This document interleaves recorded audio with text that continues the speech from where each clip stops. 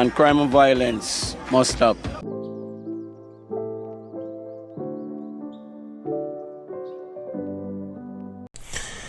Good day to everybody, man. Bless up on yourself and a happy Monday. Good morning to everybody. Bless up to yourself whenever I'm watching this back and the replay. But, I'm here again, talking about reggaeboyz players. But, it's Monday, one of the first day out of the block for many people just like me, after the whole weekend and, jump out of the block again, jump out of the bed again, Monday's a day where you just don't feel like you want to get up out of the bed like you wish it was another weekend with another day add to the weekend, which you just carry over. You just wait until Tuesday before you go to it, but it's just one of them days. But I'm here to talk about reggaeboy football. I'm here to talk about three players, John Russell, Cephas, and also Norman Campbell. Players are hitting the mark, and I'm going to get into it. But we were on the Nicardo podcast last night, and me and Daniel, returned back again after lengthy 2 months out, and we're back again talking about football, European football, reggaeboy football, wherever football brings us. You understand? So hope you guys go over there and support it as well, and support both channels. So that's the podcast where all the newcomers who don't know of me doing live, the Nick and That podcast return back again after 2 months out. But after the break, I will be right back.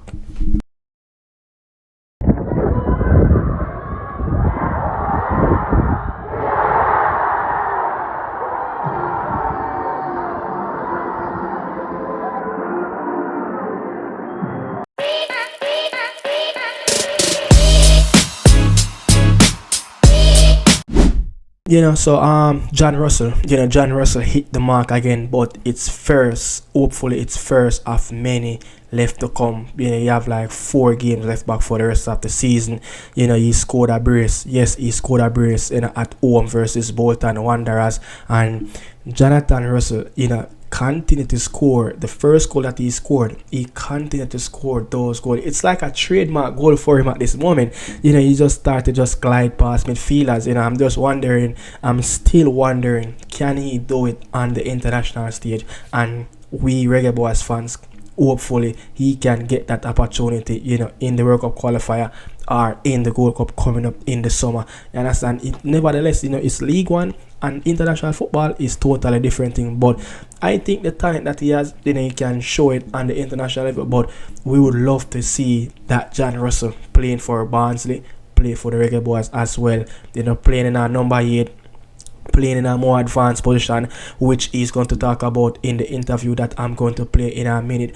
But Jonathan Russell scored a brace. He showed his serial dominance. He's such a tall player, and he's a good weapon to move, to use, and to utilize in set piece here. So it's not the first I've seen, Barnsley is using him as an extra weapon in the box, and that second goal show that he's a very, very powerful player in the air. But the first goal for me, he scored something like that already, earlier in the season. If I can find it, I will pop up the video and show you guys as well. But it's just the way how he just picked up the ball, dribble, glide past people, and open up his body and just slap that in with his right foot. You understand? Something similar of what Thierry used to do, drift off the left and get inside of the middle of the pitch.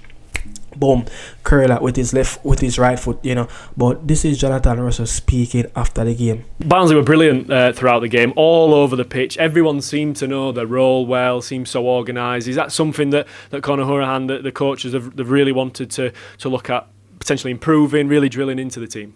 Yeah, the structure he wants us and the structure he has. We know what he wants. I think that's the main thing. That's been, and we're looking to, we will respect Conor, and so the way he installed us what we need to do, we're trying to stick to that, and today we definitely showed them. You mentioned it a moment ago, a double for yourself as well, 2 really good goals. Just talk us through them. You must be happy with that, your performance. Yeah, no, happy with the 2 goals. Humps, when I drove in, Humps made that angle out wide that dragged the player, and so it gave me an opportunity to drive in and shoot. So it was good placement there, and also Philo's perfect cross just to leap over the 2 defenders. I think that's 8 for the season now for yourself. That's eight, man. I know it's been a tough season, of course, for the team, but on a personal note, you must be pretty happy with that return and getting on the score sheet. Yeah, I'm really, it's the most I've done in my career at 8. And obviously the position change definitely helped. Starting as CDM I prefer being able to get forward and get up and down and causing problems for the other team. So the way we played today was amazing. Obviously that's helped get them 2 goals. Jonathan also speak on a couple of things, continue to playing deep, and getting into attacking position, once was a CDM, now he's playing more like a 8 box to box, but this is his first goal, his first couple of goals that he's scoring. The first one was his first goal under new coach, Conor Hourihane, the ex-Aston Villa Premier League player, now coaching Barnsley as an interim manager. Hopefully maybe he get a job, but I mean, look, Jonathan Russell, 8 goals of the season, he talk about it in the video, in interview that he just did as well, that it is his highest amount of goals that he have ever scored in a regular season. So 2 goals and a chip in with a couple assists, you can't ask for anything better. But I just think, looking at it now, they were in the playoff, but they went on a very bad run where I think they didn't win in 8 games. The manager got sacked. Now the team is 12 points away from a playoff spot, but with just 4 games left, they only have 12 points to fight for. So mathematically, it's one of the hardest things to get into, and it's just not going to happen. It's just impossible for them.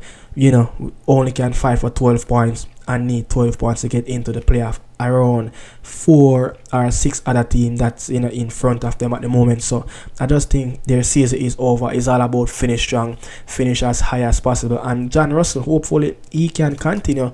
Hopefully he can continue and chip in with a little bit more goals with the 4 games that left, and probably can go double digit in goals. Let's see what's going to happen. Can he get double digit by the end of the season? I guarantee you he probably, but something is telling me that he might not get it, but hopefully he can get double-digit goal by the end of the season in League One. And look, this summer will be a massive summer for him, because you're looking at the Gold Cup, the World Cup qualifier. Can he showcase his talent? Can he get to the next level, get a contract in the Championship? You just never know. His club cannot go any further than League One football this season. So next season again will be League One, and I would love to see him challenge himself again in the Championship, but let's see what's going to happen. But this summer will be a big summer for Jonathan Russell with the goals that he's scoring, and no clubs be looking at him, especially some like smaller, lower tier teams in the Championship will look into boost their midfield, but it's all about him to pick the right club where he's going to play week and week up. That's important for him going into a World Cup here, not to sit on a bench, but to continue to play, because with him now not getting into Steve McLaren, squad for FIFA windows, it's difficult for him. He needs to continue to play. It's the most important thing for him to continue to play football, so Steve McLaren can actually see what he's doing. But that's it. For John Russell, score 2 goals, especially 2 vital goals. To help his team get over the line with 3 points over Bolton Wanderers. And as I said, this is his first sets of goals under new manager Conor Hourihane, the ex-Aston Villa Premier League player. But next up, we're moving on from England and we are going over to Scandinavia. Yes, the Danish league. Norman Campbell is back after 18 games. Oh, remember the farm that Norman Campbell started out with at Wanderers, just getting his big money transfer, from the Serbian league to the Danish league. I think it was the games that we played. I remember if it was I think it was in October, where he made a big impression in Honduras and in Nicaragua as well, where he performed really well for us on the international level, and he played terrific football. He was very excited. He showed a little bit of what he can do in the final third, and showed a little bit what he can do in the defensive third. But he scored 2 goals after that after those 2 games after international break. He scored on Norgeland and he scored on Michelin. Now again he scored on, I tell you, he scored on Norgeland again, but his team lost the game 5-2. But these were the goals that, not these were the goals, but this is the goal that, Speedy, but this is a goal that, Norman Campbell scored on Norgeland again, so he scored in back-to-back game versus Norgeland. His team is in, I think they in the Danish league or most of league, I think in Scandinavia they have a top half playoff and a bottom half playoff, you know, so it's like a relegation playoff and it's like a championship playoff. So now his team is playing the best teams in the top half championship, you know, playoff, and he scored. And guess what? This is back-to-back games that he's starting since October. So, you know, he's getting in game time now. So hopefully by the, you know, now at the end of the season, his season will end, I think, on May the 25th. He can continue to blossom, but he needs to continue his development, as you know, we want to see Norman Campbell start to play well again, and hopefully this is the turn of the poor run of form. You know, he have missing games because of suspension, because of injury. You know, he's just not in the match day squad, you know, or he just sit on the bench, you know. So this is 18 games. With 18 games, you know, he's missing without a goal. So now he broke the deadlock. He got that vital goal, but it was the first goal of the game, and unfortunately, you know, his team didn't manage to carry on to get that full 3 point that I think that they probably would have won. But again, it's against tough teams, and now they're tying points with Norgeland and Randers. I think, I don't remember, don't quote me on this, but I might think it's 38 points, you understand? But moving on, you know, again, you know, with Ronald Cifas, yes, Ronald Cifas hit the mark again, people. You know, after, I don't know, man, I don't know how to say it again, but with a struggling team, you know, this team was 2-0 down and he got that equalizer goal. We saw him kiss the badge. Like, that doesn't really mean much, because if this team go down to the third tier of Turkish football, for sure he will be out of the door. If he may already want to leave the club when they just got relegated from the Serbian Super League, imagine getting to the third tier, he will be looking to get out of this club. But another poor run of games. I think it's like 7 games now without a win. You know, another poor result.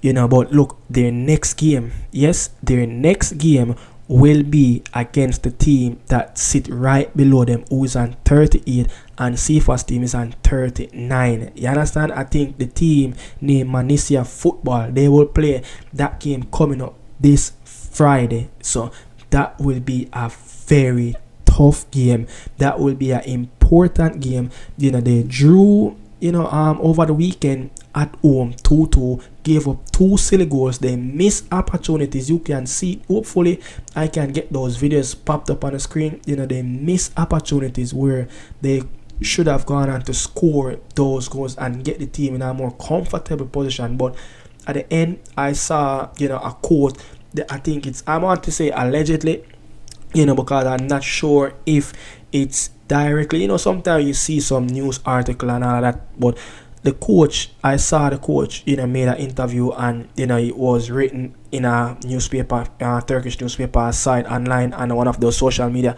and he said that, you know, he loved the desire, you know, he loved the commitment that Ronald Cifas is showing, and you know, just by fighting to get his team to turn around the poor run of form. Look, it's as I said that before, it's another coach at the helm. This is his 8th manager at this club.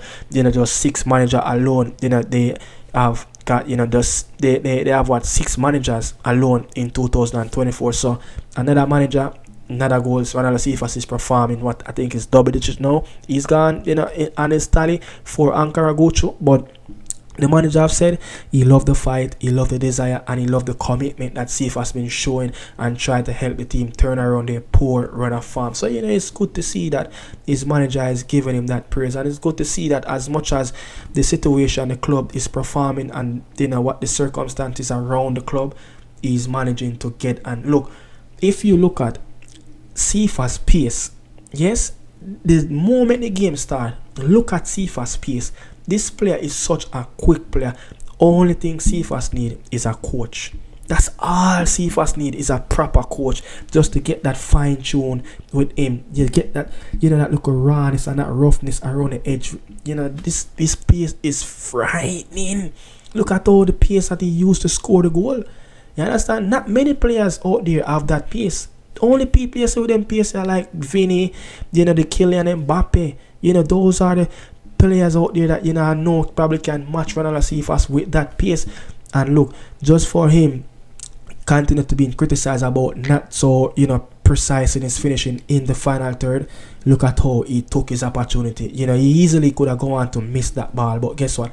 Ronald and Cephas put the ball in the back of the net to get the equalizer for his team, and you have to applaud him for that as well, to get that ball in the back of the net, you know, in very unfamiliar circumstance, you know, where the team is just performing really bad at the moment.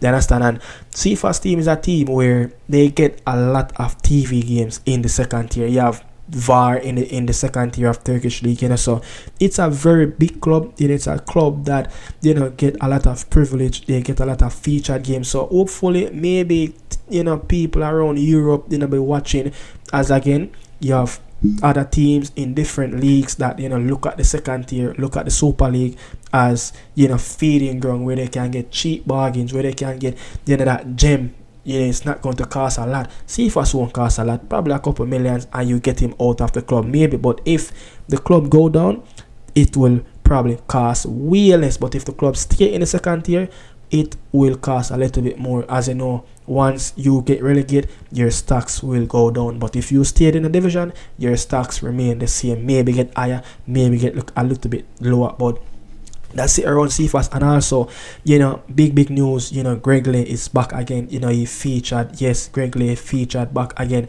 You know, he got some minutes, you know, after a lengthy 2 month out with an hamstring injury, which I think it was a couple weeks, but it turned into a couple months, you know. So he got that injury on February the 2nd against Portsmouth, you know. So now he back on the grass, and you know, he going to finish the season strong. Hopefully he get more minutes under his belt, and hopefully he will be healthy by the end of the season, so we can have a fully fit Greg LEIGH going into the World Cup qualifiers and going into the Gold Cup as well. But thanks for watching, people. That's it, man. This is Nicardo Media House with another morning insider. Yeah, bless upon yourself. See you guys tomorrow. No JPL review because look, no games. You know, I have to go up on YouTube, go search for who, you know, live stream the game. So, you know, tomorrow when I come in from work, you get the chance to sit in more and get, you know, whichever games I can get, and, you know, do my recap and, you know, give you guys a little bit of local and give you guys a little bit of statistics around the Jamaican Premier League. But yeah, that's it, man. That's it for the morning inside. Bless upon yourself. Thanks for watching. This is Nicardo Media House. I'm out. Salute.